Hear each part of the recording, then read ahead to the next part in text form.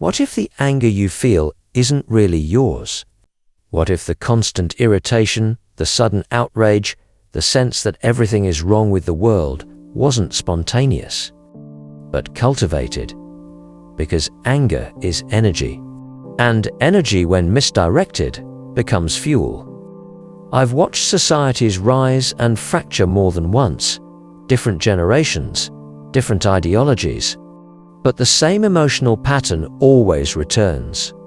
When systems begin to weaken, anger is amplified, not to fix the world, but to keep people from seeing clearly. Anger narrows perception, it shortens attention, it locks awareness into reaction, and a reactive population is easy to guide.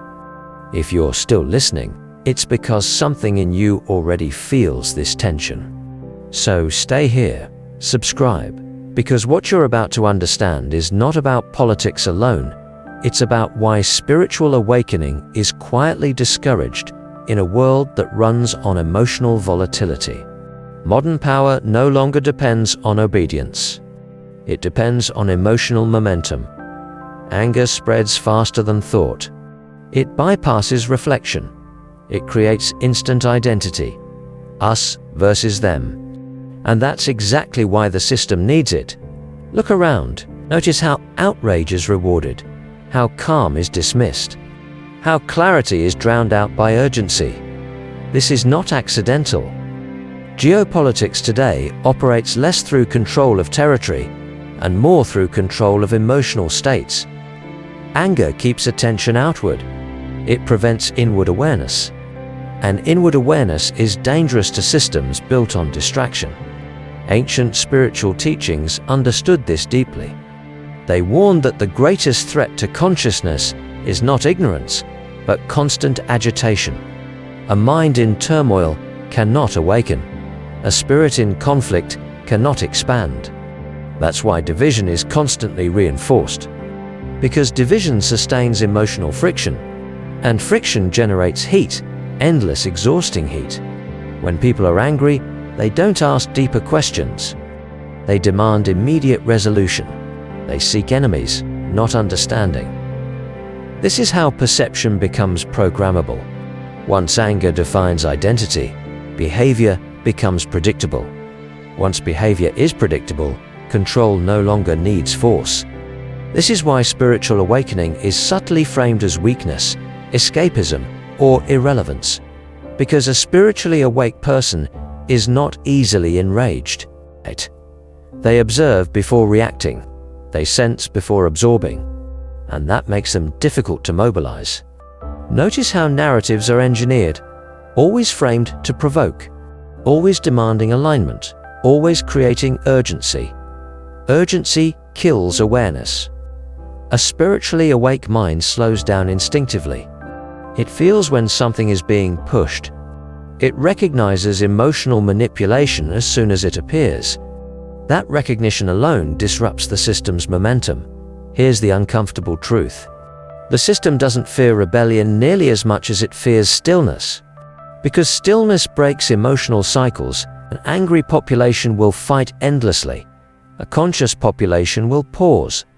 And see that pause is everything. Anger drains energy outward. Awareness draws energy inward. Energy directed inward becomes sovereignty. This is why so many people feel exhausted without physical cause. Their emotional energy is constantly being activated, redirected, consumed. And the more drained you are, the harder it is to awaken spiritually. That is not a flaw. It's a design. But the design only works if you participate unconsciously. The moment you notice your emotional state being pulled, something changes. The moment you refuse to react instantly, something breaks. You reclaim energy. Spiritual awakening today doesn't require isolation or rejection of the world. It requires discernment. It requires recognizing when anger is being offered to you like bait. Not all anger is wrong. A perpetual anger is profitable. And systems that thrive on control always prefer citizens who are emotionally exhausted rather than spiritually clear. If you don't protect your inner state now, You'll spend years cycling through outrage, feeling involved, feeling righteous, feeling drained, without ever feeling whole. But there is another way. It begins by stepping out of emotional reflex, by observing the surge of anger without feeding it, by asking, who benefits from this reaction? That question alone restores power, because awareness dissolves manipulation. Spiritually awake person is not passive, they are precise. They choose where their energy goes. And a person who controls their own energy cannot be easily controlled by any system. That is the quiet threat of awakening. So when you feel anger rising, pause. Not to suppress it, but to understand it, because the moment anger no longer owns you, something deeper wakes up.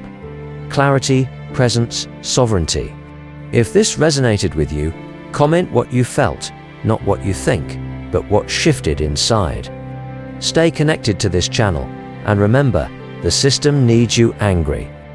But awakening was never meant to be convenient.